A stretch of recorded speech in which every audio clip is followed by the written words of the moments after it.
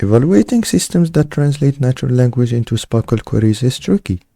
Standard metrics like blue can tell you if the words match, but they don't tell you if the query actually retrieves the right answers from your knowledge graph. That's where T2S-Metrics comes in. It's new, open source evaluation toolkit built specifically for text-to-SPARQL systems. With one Python API, you can run a comprehensive suite of metrics.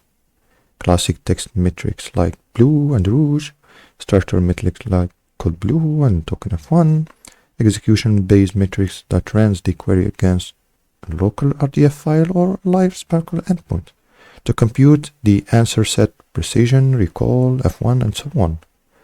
It has even a pluggable LLM-based judging backend that uses a local model via Llama. The workflow is simple.